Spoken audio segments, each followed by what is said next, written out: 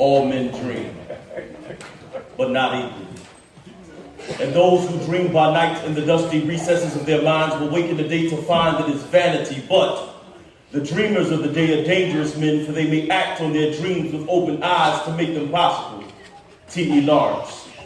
As I read the quote, I'd imagine that Dr. Martin Luther King Jr. was a dreamer of the day who dreamed with open eyes and dared to dream at a time when it was uncommon for men of his race, creed, or color to dream outside the confines of the Jim Crow laws. I'd imagine that Dr. Martin Luther King Jr. was a dreamer of the day who saw beyond the current state of injustices and dared to dream in the face of canines and fire hoses and the stench of smoldering church buildings where 4 little children were the victims of the opposers' firebombs. He dared to dream beyond the knock at midnight phone call that Kay White laid with his kids and his spouse, and the voice on the other end of the line that said, if you ain't out of town in 3 days, we're gonna blow your brains out. Come by your home and firebomb your house. But the great dreamer continued to dream in a climate where violence had grinded Emmett Till's face into a cotton gin over a mere wink. But the great dreamer continued to dream even when the very people that he was dreaming for stabbed him in his chest so close to his heart that he would have died and he would have sneezed. But the great dreamer continued to dream beyond burning crosses,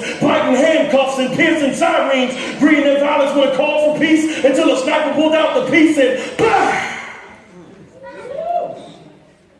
Silence. And for the first time, his eyes began to close. And simultaneously, a nation of people's eyes began to close and they began to dream, only to be awakened to their own vanities.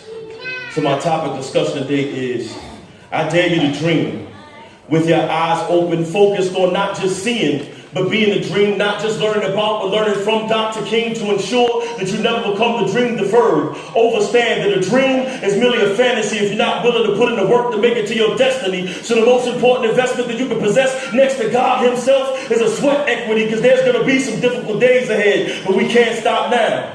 I can remember watching documentaries of Dr. Martin Luther King Jr. marching from Montgomery to Selma over 54 miles. He said his feet was tired, but his soul was rested. We ain't gonna let nobody turn us around. And I watched as he suffered as a good servant of the Lord. So you can use this as an example. Anytime that your life gets hard, if you can't fly, then run.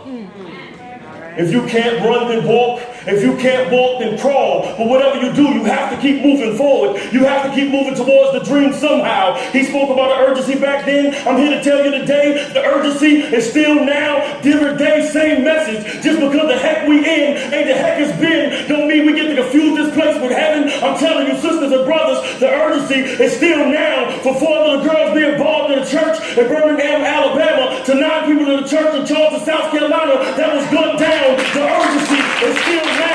From the North Carolina A&T sit-ins in the 1960s to the University of Missouri protest in 2015, the urgency is still now. From Emmett Till's face being grinded into a cotton gin over a mere wink, or Trayvon Martin being stalked and gunned down over some Skittles and the iced tea, the urgency is still now. The urgency is still now. The urgency is still now. So no longer can we afford to just see the dream.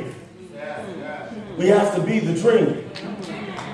We have to be the dream for every mother who lives on her knees praying that her son doesn't become the next trending topic. Hashtag unarmed black man gets gunned down by the police.